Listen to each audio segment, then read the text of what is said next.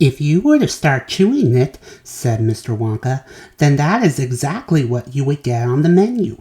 It's absolutely amazing, and you can actually feel the food going down your throat and into your tummy, and you can taste it perfectly, and it fills you up. It satisfies you. It's terrific."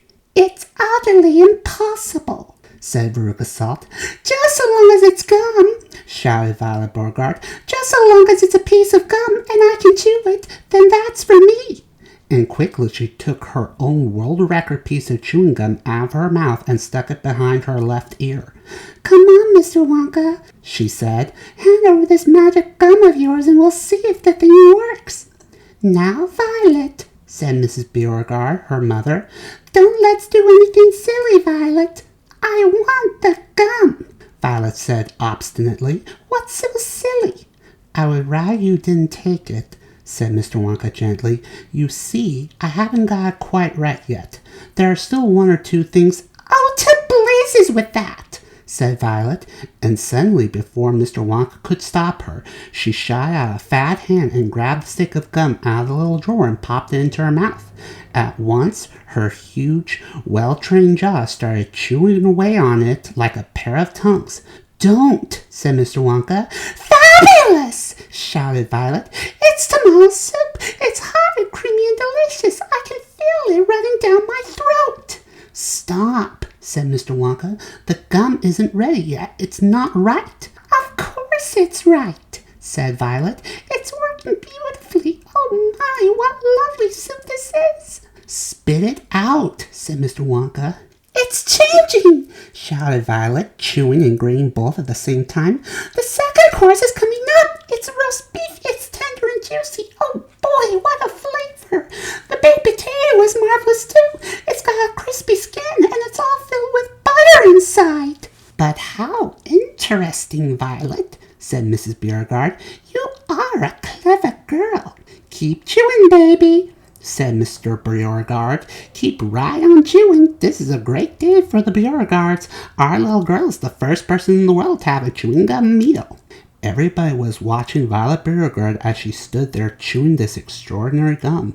Little Charlie Bucket was staring at her absolutely spellbound, watching her huge rubbery lips as they pressed and unpressed with the chewing, and Grandpa Joe stood beside him, gaping at the girl. Mr. Wonka was wringing his hands and saying, "No, no, no, no, no. It isn't ready for eating. It isn't right. You mustn't do it." "Blueberry pie and cream!" shouted Violet. "Here it comes. Oh my, it's perfect. It's beautiful. It's exactly as though I'm swallowing it.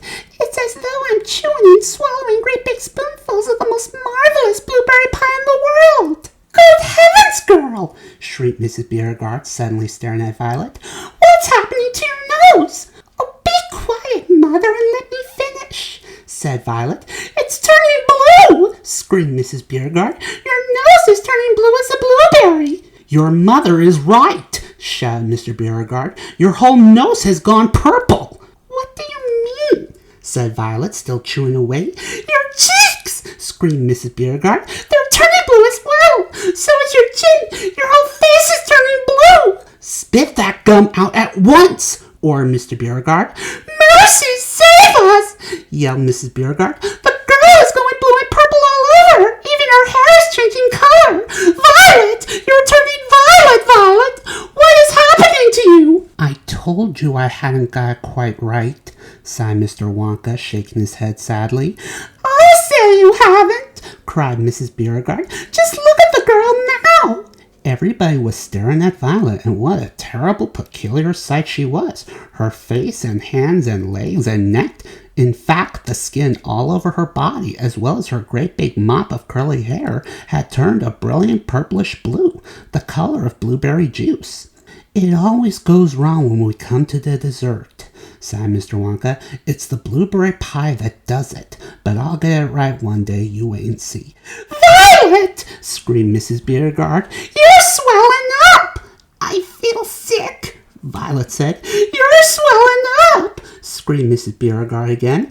"I feel most peculiar," gasped Violet. "I'm not surprised," said Mr. Beauregard. "Great heavens, girl!" shrieked Mrs. Beauregard. "You're blowing up like a balloon!" like a blueberry, said Mr. Wonka. Call a doctor, shouted Mr. Beauregard. Prick her with a pin, said one of the other fathers. Save her, cried Mrs. Beauregard, wringing her hands. But there was no saving her now. Her body was swelling up and changing shape at such a rate that within a minute it had turned to nothing less than an enormous round blue ball, a gigantic blueberry in fact, and all that remained of Violet Beauregard herself was a tiny pair of legs and a tiny pair of arms sticking out of the great round fruit and a little head on top. It always happens like that, sighed Mr. Wonka. I've tried it 20 times in the testing room on 20 Oompa Loompas, and every one of them finished up as a blueberry. It's most annoying. I just can't understand it. But I don't want a blueberry for a daughter, yelled Mrs. Beauregard. Put her back to what she was this instant! Mr. Wonka clicked his fingers, and 10 Oompa Loompas appeared immediately at his side. Roll Miss Beauregard into the boat, he said to them, and take her along to the juicy room at once. The juicy room! cried Mrs. Beauregard. What are we going to do to her there? Squeeze her, said Mr. Wonka. We got to squeeze the juice out of her immediately. After that, we'll just have to see how she comes out.